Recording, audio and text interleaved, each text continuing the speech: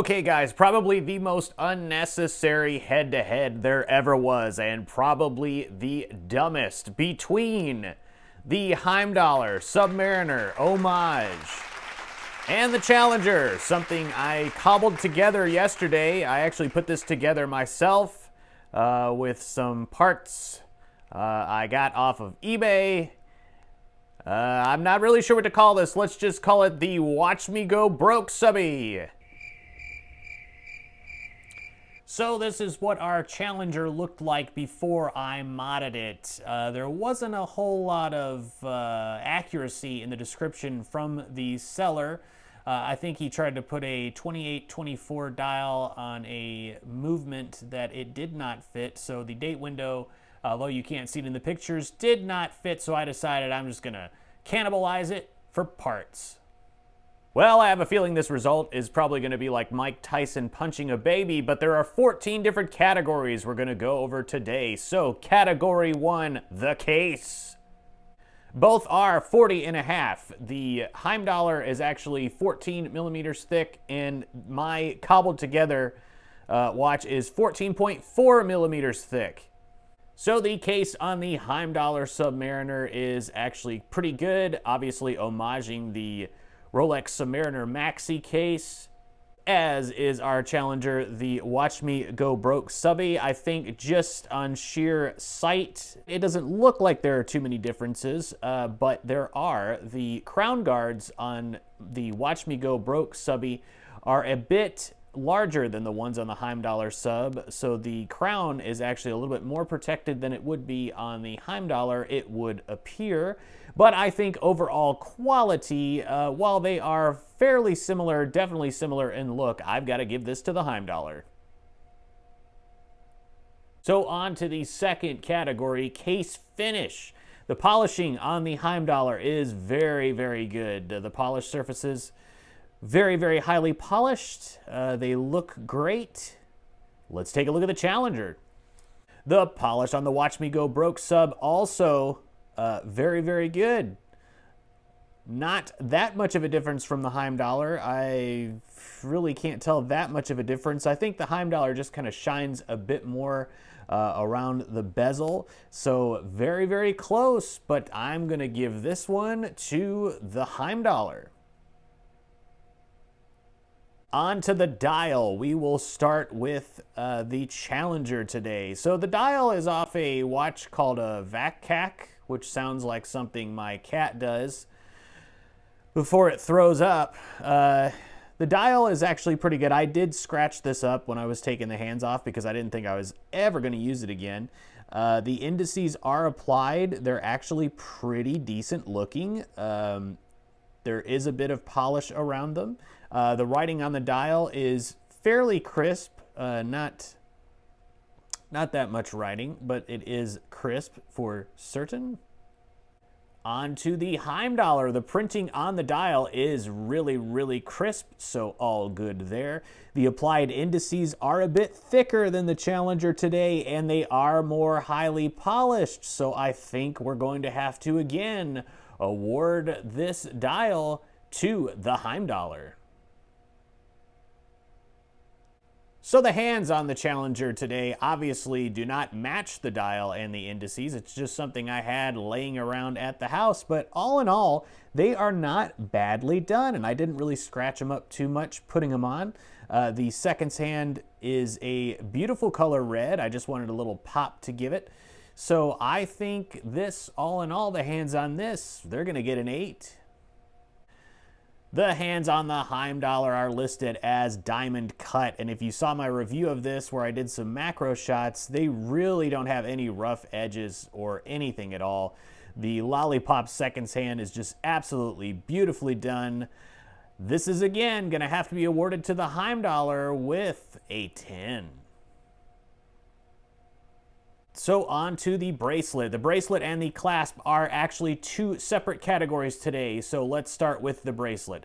The bracelet on the Heimdallr is absolutely beautiful. Virtually no play at all. It is pin and collar, and while I won't try to hold that against it, it is just absolutely beautifully finished. It's very, very thin. There's quite a bit of taper from 20 down to, I want to say, I can't remember, I think it was like maybe 15 and a half, something like that, but there's a pretty decent amount of taper with this bracelet. It's just very, very comfortable, and all in all, a great looking bracelet. I'm going to award this a 10. So the bracelet on the Challenger today, it is much thicker, it is much more robust. It doesn't quite taper as much from 20 down to the clasp. It is screw pins, and I have one actually coming out there, so I got to screw that back in. So that is always a bonus. This is a very, very good bracelet, but it just doesn't quite have the elegance that the Heimdallr does. But it is very, very good, and I'm going to award it a 9. So this is the clasp on the Heimdallr. It is your standard fold-over scissor clasp with 3 micro adjustments. This is a clasp that you would find on a lot of watches. It is a pretty standard version. And this is the Challenger, the Watch Me Go Broke Sub Clasp, and as you'll notice, it is a glide lock inspired clasp that is going to be wonderful to wear. Micro adjustments on the go. I think it's no contest between these two. The Heimdallr on the clasp gets a 6, and the Challenger, whoa, yeah, almost threw it for a loop there. The Challenger, well, we're both upside down, my goodness. The Challenger gets a 10. So on to the movement. The Heimdallr Submariner is powered by the Seiko NH35A movement, which is a great, reliable movement. Beats at 21,600 vibrations per hour. These are pretty much bulletproof. And our Challenger, sporting a DG2813. Now I know I bash that movement quite a bit on this channel, not intentionally, it just kind of comes up when I'm comparing it to something. It also beats at 21,600 vibrations per hour, but the reliability of that particular movement doesn't really compare to the NH35. It does keep accurate time though. This movement currently is running at -4 seconds a day, whereas this movement on my NH35 is actually -25. So accuracy, ooh, boy, the DG2813 has it on this one. I'm going to go ahead and award this movement category to the Heimdallr, giving it an 8. It is a tried and true movement, the NH35A. And I'm going to give a 5 to the DG2813 in our Challenger. And the reason is the DG2813 is very inconsistent when you're moving it from position to position. Sometimes the hands will jump, the hacking will not engage immediately when you push the crown in. It keeps good time, but as far as reliability, and I've broken a lot of the date wheels on these as well, Heimdallr wins this category hands down. So our next category is the Cyclops. Now, not a lot of reviewers do the Cyclops when they do head-to-head on these, so this is something relatively new. So, the Cyclops, they're both supposedly sapphire, and traditionally on the Rolex Submariner, of which this is homaging, it is a 2.5 times magnification on the Cyclops. Now, 2.5 times, that depends on how far your dial sits back from the Cyclops inside the watch. I think that my Challenger here has done this a little bit better and a little more like the actual Submariner than the Heimdallr. The Heimdallr appears to be maybe having just a bit too much magnification. I'm sure they're both 2.5 times magnification, but I think the dial on the Heimdallr may be a bit closer to the Cyclops. So Cyclops on mine, I give it a 10, and the Heimdallr gets an 8. So on to the Bezel Action. Heimdallr is up first. This is very substantial. It is loosening up the more I use it. I know I complained that it was a little stiff in the review. It is loosening up. Just wonderful. Virtually no back play at all. Everything lines up perfectly. It is 120 click unidirectional. Everything's good there. And here's the bezel action on the Watch Me Go Broke sub. Oh my God! What in the... Oh my... Oh, the horror! The horror! Okay, so I guess the person I purchased this off may have switched the bezel insert from a GMT watch. So this is actually bi-directional. The action is pretty abhorrent. It doesn't line up with the dial at all.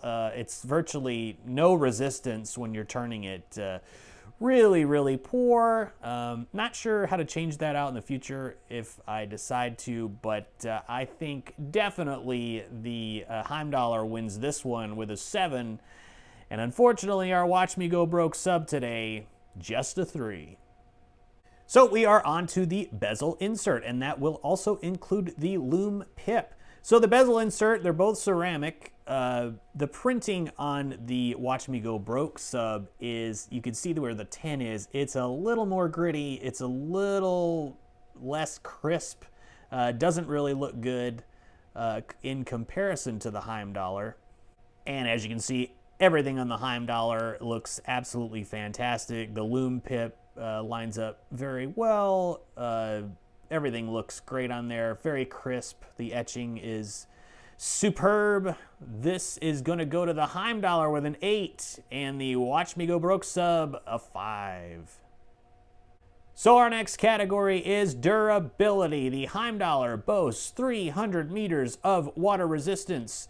My Watch Me Go Broke sub also boasts 300 meters of water resistance, but did I test it? No, I did not. Do I think it can do that? No, I don't. Do I think it could beat the Timex Q if I threw it in a lake?